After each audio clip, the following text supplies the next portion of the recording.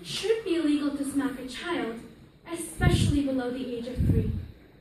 This is because a child below the age of 3 is very fragile and cannot speak up if they're getting hurt. Also, the wrong kind of people will be abusing their children instead of disciplining them, and that could affect the child's behavior.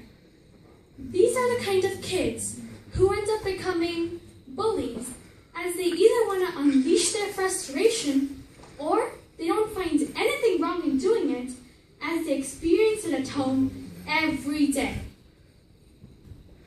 As all of you know, infancy and childhood are the most significant years in the development of a human, and 42% of bullies have been physically abused in their childhood.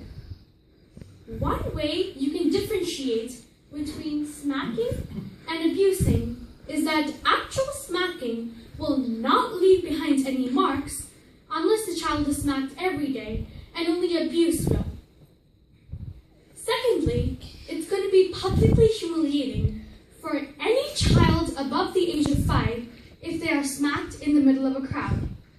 It'll injure their dignity, and they will lose self-confidence and self-respect. Now, let me quote an example for all you working adults out there. How would you feel if your boss came up to you, told you you weren't doing a good job, and then smacked you? Well, obviously, your boss isn't going to smack you, but even if he did do that, you would not only feel embarrassed, but everyone around you would be laughing as well. It's the same thing for kids. Lastly, I believe that there are many other ways to discipline a child, such as grounding them by not allowing them to see their friends for a while, or maybe just talking to them about it. While I would really like smacking to become illegal, it's going to be very hard to enforce the law, as there are special circumstances under which the parents wouldn't, or at least shouldn't, have to face the consequences. For example, if a child is about to touch, let's say, a boiling pot of water, or a hot iron, for instance, the parents who's standing nearby will obviously try to smack the child's hand as a reflex to keep them from touching it.